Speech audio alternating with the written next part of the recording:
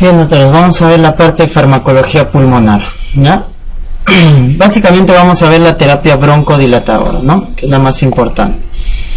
Entonces, recordad de la parte de básicas que la inervación a nivel bronquial es de dos tipos, ¿no? La inervación parasimpática, que está a cargo de los receptores muscarínicos de la acetilcolina, y luego tenemos la inervación simpática, que está a cargo de los receptores beta adrenérgicos.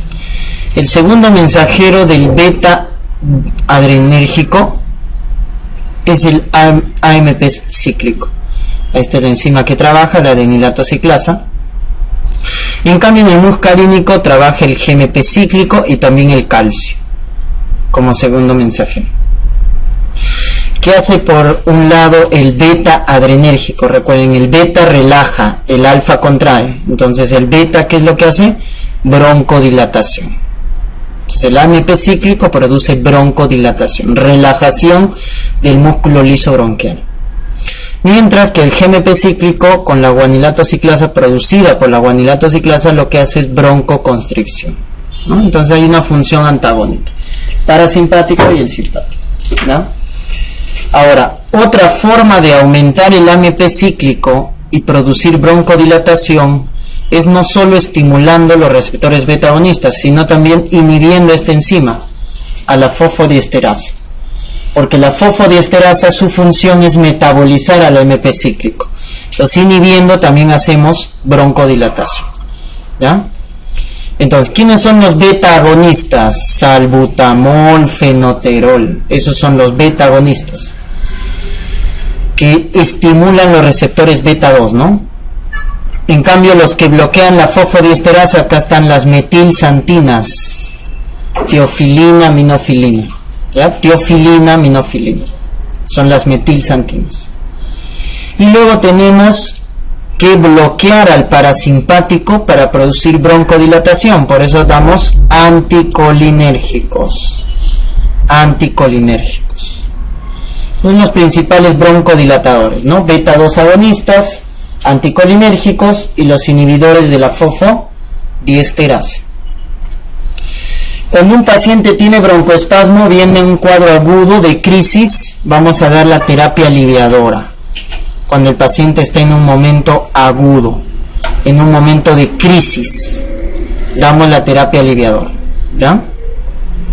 Y los de elección, cuando un paciente viene en crisis, son los beta 2 de acción corta. ¿Por qué vía? Por la vía inhalatoria, nebulización, con beta 2 de acción corta. Son los de elección en los cuadros de crisis, en los cuadros agudos, ¿ya? ¿Quiénes son los beta 2 de acción corta? Salbutamol, fenoterol, terbutelina. Fenoterol, salbutamol, terbutelina. Cuando la crisis es severa, si te dan ese apellido, crisis severa, ¿qué vamos a dar? Corticoide sistémico, cuando es severa. Porque el corticoide lo que hace es evitar el remodelado de la vía respiratoria. Lo que hace es bajar o tener un poder antiinflamatorio, ¿no? Por lo tanto, reduce la secreción de moco, reduce las citoquinas proinflamatorias, reduce la permeabilidad vascular, etc. Entonces, tiene una función adicional los corticoides sistémicos como potentes antiinflamatorios de la vía respiratoria. Se le da en crisis severas. De elección es hidrocortisona. También podemos utilizar anticolinérgicos inhalados de acción corta, el bromuro de ipratropio. Anticolinérgico de acción corta, bromuro de ipratropio. Y también las metilsantinas de acción corta, ¿ya? Como la teofilina, ¿no? La vía oral no se prefiere, ¿por qué? Porque genera más reacciones adversas. Entonces, la de elección es la vía inhalatoria, ¿no? Entonces me preguntan cuál es la acción de los beta agonistas, que son los principales broncodilatadores en cuadros de crisis aguda. El beta agonista lo que hace es activar la adenilato ciclasa, y lo que hace la adenilato ciclasa es aumentar este segundo mensajero, que es AMP cíclico, Y al aumentar el AMP cíclico, lo que se produce es relajación de la musculatura lisa, produciendo broncodilatación. ¿Ya? Como también podemos hacer broncodilatación inhibiendo el metabolismo del AMP cíclico mediante la fosfodiesterasa, inhibidor de la fosfodiesterasa, que vienen a ser las metilsantinas. Entonces no se olviden la clasificación, hay beta 2 de acción corta y rápida y beta 2 de acción prolongada. ¿Por qué se llaman de acción corta? Fenoterol, salbutamol, porque la duración del efecto es 4 a 6 horas. En cambio del salmeterol y del formoterol, la duración del efecto es 12 horas. Es más prolongado. ¿Estamos? Ya está. Y su acción es rápida de estos, ¿no? Del salbutamol, fenoterol, la acción es rápida.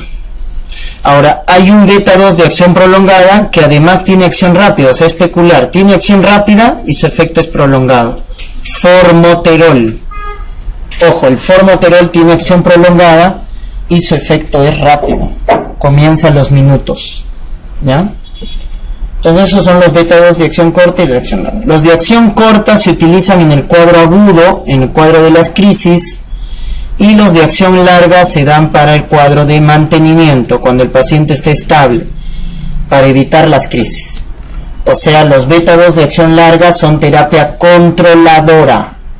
Los de acción corta es aliviadora para la crisis, para el cuadro agudo. Para el cuadro crónico de mantenimiento, para controlar, es los beta 2 de acción larga. Efectos, pregunta de examen. ¿Qué hacen los beta agonistas con el potasio? Meten dentro de la célula, produciendo hipocalemia. Y eso genera temblor o calambres. Temblor y calambres, porque hay hipocalemia. También los beta agonistas estimulan la gluconeogénesis hepática, produciendo hiperglicemia. Y al ver mucha glucosa, aumenta la síntesis de insulina, ¿no? Que es la hormona hipoglicemiante. A nivel del sistema nervioso, producen agitación, mareo, ansiedad, cefalea. Y a nivel cardiovascular estimulan, ¿no? Porque al final son no selectivos, por lo tanto estimulan el beta 2 y por ahí algunos estimulan al beta 1, produciendo palpitaciones, taquicardias y hasta arritmias ventriculares por prolongación del QT. Muy bien, puede haber un broncoespasmo paradójico, hay tolerancia, ¿no? Si exponemos mucho, el paciente se vuelve tolerante y voy a requerir más dosis. Los otros broncodilatadores, aparte de los beta agonistas, son los anticolinérgicos. Los anticolinérgicos bloquean de forma competitiva los receptores muscarínicos de la acetilcolina. Al bloquear los receptores muscarínicos de la acetilcolina se produce el bloqueo del efecto constrictor, ¿no? Porque el parasimpático hace broncoconstricción, entonces bloquea ese efecto. Los anticolinérgicos, al igual que los beta agonistas, son de acción rápida, ahí está el ipratropio, y de acción prolongada, ahí está el tiotropio de acción prolongada. ¿Ya? En de acción rápida, igual que los beta agonistas, tienen un efecto de 4 a 8 horas, en cambio el tiotropio tiene un efecto más largo, hasta de 24 horas. ¿Cuál es la finalidad de los anticolinérgicos? La finalidad de los anticolinérgicos es potenciar el efecto de los corticoides. Potencian el efecto de los corticoides. Y son de elección, no se olviden, en EPOC, el broncodilatador de elección. En asma es beta 2 agonistas, en asma, pero en EPOC son los anticolinérgicos los de elección. Porque recuerden que en el paciente con EPOC está aumentado el tono parasimpático. Lo mejor es bloquear la parasimpática. ¿Cuáles son sus efectos? Si bloqueo al parasimpático, recordábamos que el parasimpático es el de las secreciones, ¿no? Boca húmeda, secreción salival, secreción bronquial, orina. Por lo tanto, si bloqueamos al parasimpático, vamos a tener boca seca. Vamos a tener estreñimiento por disminución de la peristalsis, retención aguda de orina. Estos pacientes están contraindicados en glaucoma. Les había mencionado que en glaucoma y en próstata, paciente con HBP, está contraindicado ¿quién? Los anticolinérgicos, los antihistamínicos y antipsicóticos de primera generación, ¿no? Los fármacos antihistamínicos, antipsicóticos, anticolinérgicos de primera generación están contraindicados en pacientes con HBP y en pacientes con glaucoma, ¿ya? Porque pueden desencadenar una crisis. Muy bien, entonces son los típicos efectos anticolinérgicos, ¿no? Boca seca, estreñimiento, retención aguda de orina y aumento de la presión intraocular. Hay que tener cuidado en el paciente con HBP o glaucoma. Entonces lo que hemos visto es la terapia aliviadora. La terapia controladora, el nombre lo dice, es para el cuadro crónico de mantenimiento, para controlar las crisis, para evitar las crisis. Y ahí en la terapia controladora los de elección son los corticoides inhalados. Los corticoides inhalados. Y acá están los corticoides inhalados, el de elección porque tiene menos reacciones adversas, budesonida, corticoide inhalado. Luego tenemos fluticasona, beclometasona, etc. ¿Ya?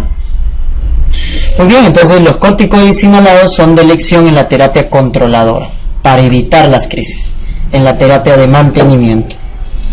Si es persistente severa, hay que dar corticoides sistémicos. Siempre que nos digan crisis severa, asma persistente severa, hidrocortisona, ¿no? Pero la de mantenimiento, la que se queda por largo tiempo el paciente, es corticoide inhalado. Muchos pacientes no pueden tomar corticoide, o si hay que darle bajas dosis. Entonces, ¿cómo bajamos las dosis de corticoides? Con los beta 2 de acción prolongada. Porque es lo mismo dar corticoide a dosis intermedia que corticoide a bajas dosis, pero más beta 2 de acción larga. Es lo mismo, tienen la misma eficacia. Entonces, ¿para qué sirven los beta 2 de acción larga? Para bajar la dosis de corticoide. Dosis intermedia de corticoide es igual a dosis bajas de corticoide más beta 2 de acción larga. Entonces, ¿cuál es el rol que cumple el beta 2 de acción larga? Permitir la reducción de los corticoides sin alterar el efecto terapéutico. Ese es el efecto, ¿ya? Muy bien. Los cromoglicatos se utilizan en el asma inducido por el ejercicio. La pregunta de básicas que hicieron es ¿cuál es su mecanismo de acción? Al igual que los corticoides, los cromoglicatos estabilizan la membrana de los mastocitos. Los cromoglicatos y los corticoides estabilizan la membrana de los miocitos. Luego tenemos las metilxantinas de acción prolongada, y está la aminofilina, ¿no? Que ya poco se utiliza, vía oral casi no se prefiere, y esto sí. Cuando un paciente no puede tomar corticoides porque tiene osteoporosis, tiene glaucoma, tiene catarata, no puede recibir corticoides. Entonces, un paciente que tiene asma, que necesita corticoide inhalado y no puede utilizarse, le damos los antagonistas de leucotrienos. Entonces, ¿qué es? Los antagonistas de leucotrienos son una alternativa eficaz a los corticoides inhalados. Cuando el paciente no puede utilizar corticoide inhalado, le damos antagonista de leucotrienos. Montelukast es el que más se emplea acá en el Perú. Entonces, los corticosteroides en el manejo de asma y en el manejo de POC tienen un rol muy importante. ¿Por qué? Porque como ven acá, a nivel de las células inflamatorias reducen su número porque aumentan la apoptosis, disminuyen las citoquinas proinflamatorias, disminuyen la degranulación de las células cebadas o mastocitos porque estabilizan la membrana de los mastocitos o células cebadas, disminuyen lo que viene a ser la atracción a los macrófagos, o sea, actúan como antiinflamatorios, ¿no? Además, reducen la permeabilidad vascular, reducen la secreción de moco. Entonces, todos esos efectos, en conclusión, lo que hacen los corticoides es inhibir el remodelado de la vía respiratoria. Inhiben el remodelado de la vía respiratoria. ¿Quién es el de elección por vía sistémica? Hidrocortisona. En los cuadros severos, hidrocortisona. ¿Cuál es el de elección por la vía inhalatoria? Budesonida. Por la vía inhalatoria, budesonida. Por la vía sistémica, hidrocortisona. ¿Por qué se prefieren estos corticoides? Porque tienen menos reacciones adversas. Tienen menos reacciones adversas comparado con otros. Entonces, uno de los efectos del corticoide, al igual que el cromoglicato, es estabilizar la membrana del mastocito. Pero otro efecto que tienen los corticoides a nivel intracelular es inhibir la formación de citoquinas proinflamatorias. ¿Cómo hace eso? Mediante la inhibición de un factor de transcripción, el llamado factor nuclear KB. El factor nuclear KB es inhibido por los corticoides. ¿Qué hace este factor nuclear? Estimula los genes para producir citoquinas proinflamatorias. Entonces, todas las citoquinas que participan en la inflamación son estimuladas por el factor nuclear KB. Entonces, ¿quién inhibe al factor nuclear KB? Los corticosteroides. De esa manera tienen la función antiinflamatoria. Por más que se den los corticoides por vía inhalada, van a tener efecto sistémico, en menor grado, en menor riesgo, pero lo tienen. Entonces, los que predominan como efectos adversos de los corticoides inhalados son los efectos locales: disfonía, candidiasis, tos irritativa. Pero ojo, siguen teniendo efecto sistémico a largo plazo. Y han preguntado en el examen: paciente con EPOC, ¿cuál es el fármaco que le puede producir en su terapia osteoporosis? Y la respuesta era corticoide inhalado. Corticoide inhalado produce osteoporosis. ¿Qué más? Catarata, glaucoma. En niños pequeños suprime el crecimiento, produce falla suprarrenal iatrogénica, anomalías metabólicas, puede producir diabetes, puede producir Cushing, puede producir dislipidemia y predispone a las infecciones, porque recuerden que los corticoides son inmunosupresores, ¿no? Y pueden producir neumonía. Entonces, por más que sean por vía inhalatoria, siguen teniendo efectos sistémicos. En menor grado, sí, con respecto a los corticoides que se dan por vía sistémica, ¿no? 3 tipos de dosis: bajas dosis, medianas y altas. ¿Dónde se emplean los corticoides inhalados? En el asma persistente. En el intermitente no. En el intermitente damos beta 2 de acción corta demanda cuando tenga crisis. En el persistente es donde damos corticoides. Si el asma es persistente leve, dosis bajas. Moderado, dosis medias. Y persistente severa, dosis altas. Entonces, las dosis las vamos aumentando de acuerdo al tipo de asma persistente. Al tipo de asma persistente. Y las metilxantinas, como la teofilina, es un broncodilatador de mediana potencia. El mecanismo de acción, recuerden, de las metilxantinas, teofilina, aminofilina, es inhibir la fosfodiesterasa, ¿ya? Aumentando el AMP cíclico. Ese es su mecanismo de acción. Los niveles terapéuticos son estrechos, por eso hay que tener mucha experiencia para manejar metilxantina, no cualquiera maneja, porque tiene efectos adversos que ya vamos a ver, como las arritmias y las convulsiones, y podemos empeorar el cuadro del paciente. Hay que tener bastante experiencia en el manejo de metilxantinas, ¿no? Sobre todo en quién, en neonatos, ancianos y falla hepática, porque es difícil el manejo de los niveles terapéuticos en ese tipo de pacientes, ya que tiene también diferentes interacciones farmacológicas con los inhibidores de la citocromo y con los inductores de la citocromo. ¿Quiénes son inhibidores? Macrólidos, ranitidina. ¿Quiénes son inductores? Fenobarbital, fenitoína, ¿no? Entonces tiene mucha interacción farmacológica. Entonces, ¿cuáles son los efectos? Miren, ¿quién hace broncodilatación? Ahí está, broncodilatación lo hace el AMP cíclico. Hace broncodilatación, el AMP cíclico. ¿Cómo aumenta el AMP cíclico? Estimulando los beta-agonistas o inhibiendo a la fosfodiesterasa.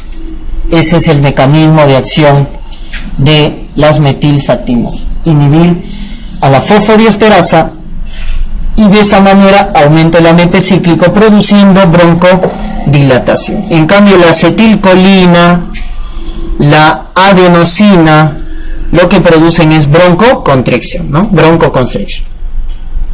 Muy bien. ¿Qué otro efecto adicional tienen las metilsantinas? Las metilsantinas tienen otro efecto adicional, ¿ya? Otro efecto adicional de las metilsantinas es este, miren. Bloquea los receptores de adenosina. Y ese es otro efecto que favorece la broncodilatación. O sea, las metilsantinas tienen dos efectos. Bloquean los receptores de adenosina y, por otro lado, inhiben la fosfodiesterasa. Bloquean los receptores de adenosina e inhiben la fosfodiesterasa. Y producen broncodilatación. Pero a nivel cardiovascular son estimulantes cardíacos. Por eso pueden producir, ¿qué cosa? Arritmias. Pueden producir arritmias. También producen un efecto vasoconstrictor, ¿ya? A nivel cefálico, y vasodilatador a nivel sistémico. Entonces alteran lo que viene a ser la resistencia vascular periférica. Pero son estimulantes cardíacos. Por eso un efecto adverso de las metilsantinas es que pueden producir arritmias, taquicardia, palpitaciones, etc. A nivel del sistema nervioso producen excitación neuronal, producen estimulación. Por eso pueden producir, ¿qué cosa? Convulsiones, que es la reacción adversa más severa. Convulsiones. Pueden producir cuadros epilépticos.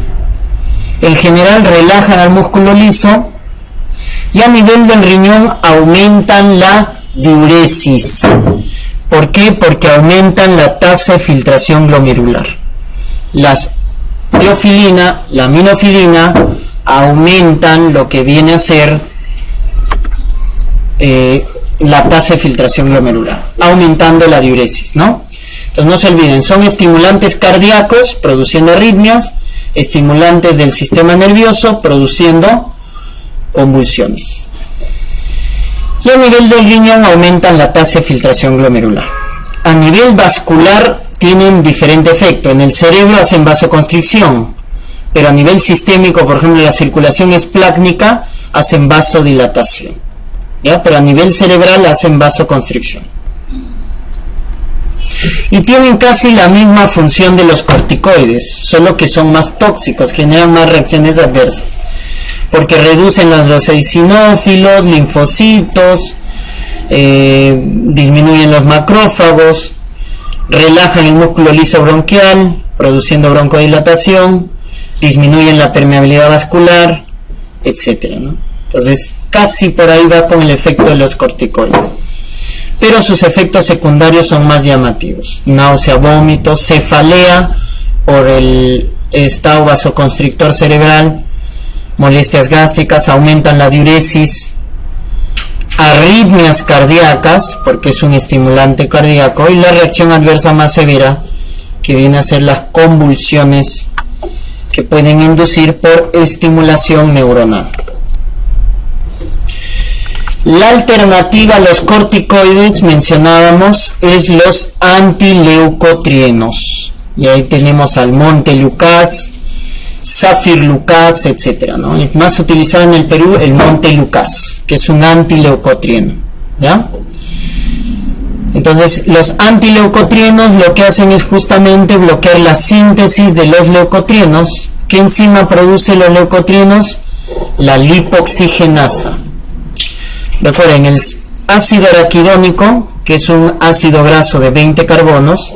El ácido araquidónico se metaboliza por dos enzimas, la ciclooxigenasa y la lipooxigenasa. La ciclooxigenasa, que va a dar origen prostaglandinas y tromboxano 2. En cambio, la lipooxigenasa va a dar origen a los leucotrienos.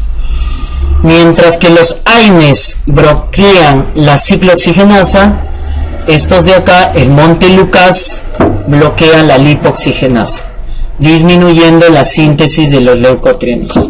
Y no solo bloquean la enzima, sino también bloquean los receptores de los leucotrienos. Entonces trabajan a dos niveles, bloquean la síntesis y bloquean los receptores, ¿ya? De esa manera son la alternativa a los corticoides, disminuyendo lo que viene a ser el reclutamiento de los eosinófilos, mastocitos, producen broncodilatación, etcétera. O sea, bloquean los efectos de los leucotrienos, ¿no? Los leucotrienos aumentan la secreción de moco, permeabilidad vascular, broncoconstricción, reclutan eosinófilos. Eso hacen los leucotrienos. Entonces, los antileucotrienos bloquean esos efectos. La función entonces de los antileucotrienos o modificadores leucotrienos es inhibir la formación de leucotrienos, ¿no? Mediante el bloqueo de la lipooxigenasa. Ahí está, esto sobre todo de la familia 4, el C4, D4, E4. Y no solo eso, no solo inhiben la síntesis, sino que también antagonizan los receptores. El máximo representante es el Montelukast. Entonces, ¿cuál es la importancia de estos fármacos? Que son una alternativa a los pacientes que no pueden utilizar corticoides. Son una alternativa a los pacientes que no pueden utilizar corticoides. Luego tenemos unos fármacos, terapia, y acá viene la terapia inmunológica, que son anticuerpos monoclonales que bloquean a la IgE. Recuerden la inmunoglobulina que está implicada para la degranulación de la célula cebada, del eosinófilo, del mastocito, justamente es la IgE, ¿no? Hace que el mastocito, el eosinófilo, se degranule, liberando histamina, ¿no? Liberando sustancias vasoactivas. Entonces hay un anticuerpo que bloquea la IgE, es el omalizumab, terapia biológica. Omalizumab. El omalizumab se utiliza en el asma, es la inmunoterapia, es el anticuerpo monoclonal que bloquea a la IgE. Por lo tanto, cuando tenemos un paciente con cuadro asmático, dependiendo del cuadro vamos a dar la terapia, ¿no? Si es asma intermitente, tiene pocas crisis. Si las crisis son recurrentes, se llamará asma persistente. Quedamos en el asma intermitente, cuando las crisis son esporádicas. Beta 2 agonistas de acción corta, a demanda. Entonces, cada vez que tenga crisis, su beta 2 de acción corta. Cada vez que tenga crisis. Si es persistente, con mayor razón, pues tiene crisis más seguidas, por lo tanto en el momento de crisis hay que dar beta 2 de acción corta.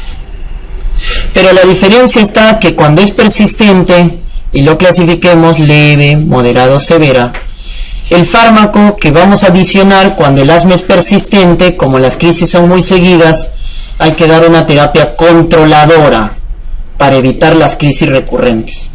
¿Y cuál es la elección para controlar? Los corticoides inhalados. Budesonida, fluticasona, beclometasona. Eso utilizamos como terapia controladora cuando el asma es persistente. Si es intermitente, basta con beta 2 de acción corta, a demanda, ¿no? Cuando tenga crisis, que haga inhalaciones del beta 2 de acción corta. Utilice su inhalador. Pero si es persistente, le tenemos que adicionar, le tenemos que dejar de mantenimiento su corticoide inhalado, fluticasona, budesonida. Si es persistente, leve, dosis bajas, moderado, dosis intermedia, severo, dosis altas. ¿Con qué bajamos estas dosis intermedias y dosis altas de corticoide? ¿Con qué lo podemos bajar y mantenemos el efecto? Adicionando el beta 2 de acción larga, formoterol o salmeterol.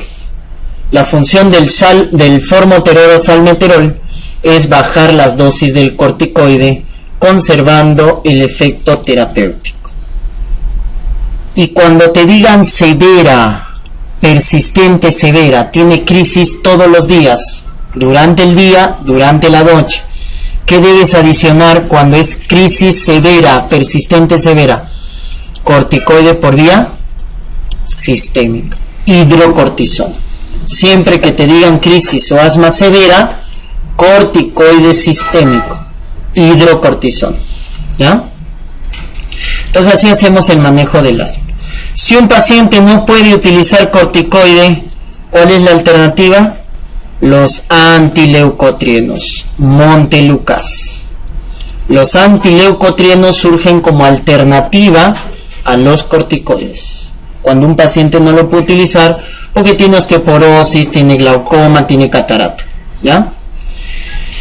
Y otro que debemos recordar es la terapia biológica, los antagonistas de la IgE, que viene a ser básicamente el omalizumab. En el asma persistente moderado, a partir del moderado, podemos plantear lo que viene a ser el tratamiento biológico, la terapia biológica, ¿ya? Esto de acá que hemos visto es el 50% del manejo del asma. El asma no es solo tratar la crisis, es controlar la crisis. Y no solo es inhaladores y fármacos. El otro 50% del tratamiento del asma, recuerden, son los cambios en el estilo de vida y el medio ambiente, ¿no? Hay que detectar a qué es alérgico el paciente, cambiar el medio ambiente donde vive, si está expuesto, etc. Con respecto a la dieta, ¿no es cierto? Fármacos, evitar fármacos que generen broncoespasmo, como los beta block, los AINES. Esos fármacos deben evitarse en paciente con asma. Entonces, una parte es la terapia inhaladora, broncodilatadora, y otra parte muy importante en el manejo del asma es el cambio en el estilo de vida. ¿Y, doctores? Muy bien.